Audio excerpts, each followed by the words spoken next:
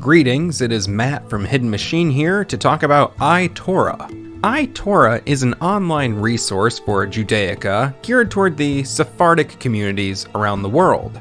But let's not confuse that website with the game ITORAH, or maybe it's ITORAH or ITORAH. I have no idea how to pronounce this game. I've watched a bunch of reviews on the game and people seem to be pretty evenly split on how to pronounce it. ITORAH. ITORAH! Could also be ITORAH. I did ask the devs about it on Twitter, but no one got back to me. I was actually hoping that one of the characters in the game might say the name, but so far they just make nonsensical exclamations like "Ugh" and "Whoa." So I'll talk more about that later, but essentially the game is a standard platformer that employs a rather striking hand-drawn art style. The game launched toward the end of March 2022 and was preceded by a demo.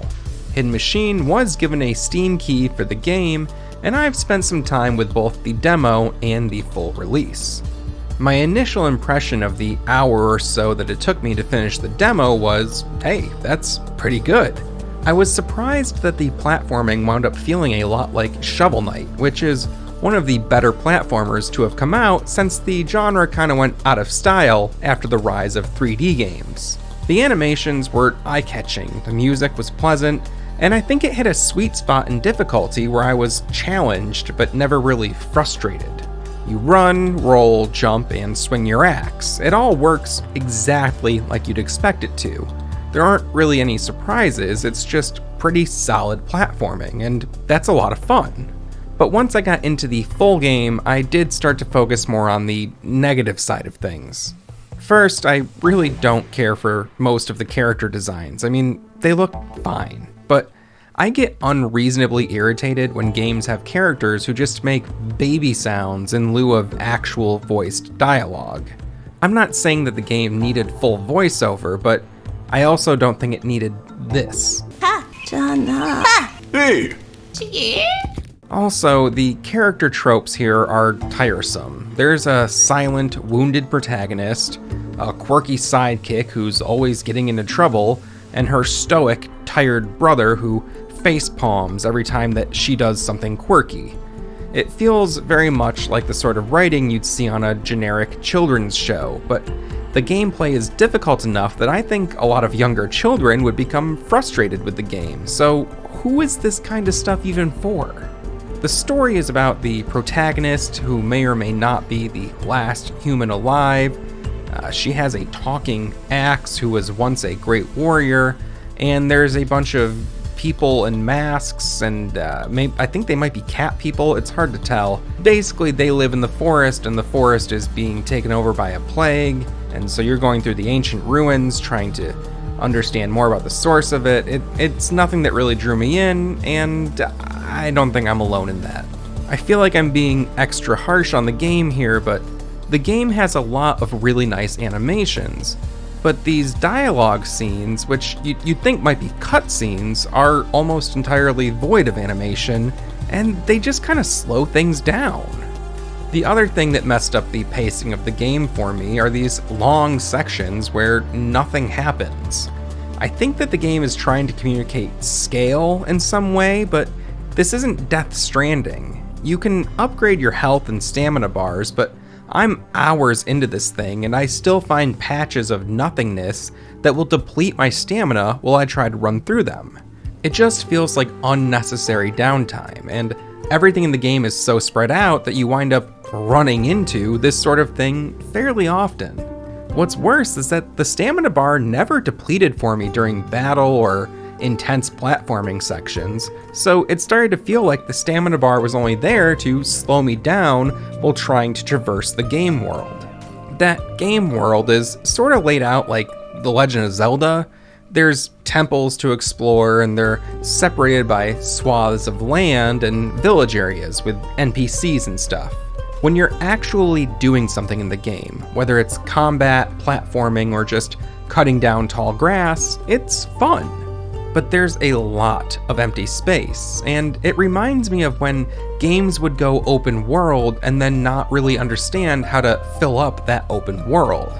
Speaking of not knowing how to fill up that world, there's also a lot of empty platforms. Like, every area has these large platforms or ledges and areas where you think you might find a secret, or you would maybe pick up the coins or gems or whatever currency is in that game, but instead it's just more empty space.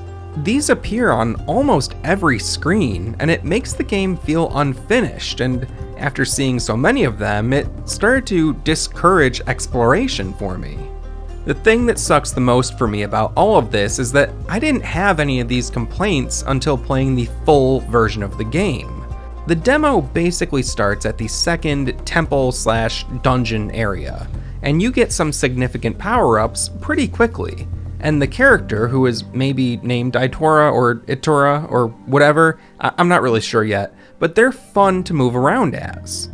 However, in the full game, the first pickup you get is a charge attack, which is honestly kinda useless in battle most of the time, but you use it to break these big blocks that block your path. The next power-up you get is a double jump. When you find it, you're on your way to a talking tree or something, and you're following the signs, and then suddenly you can't go any further. So you just turn around and go back, and then there's a double jump power-up waiting for you.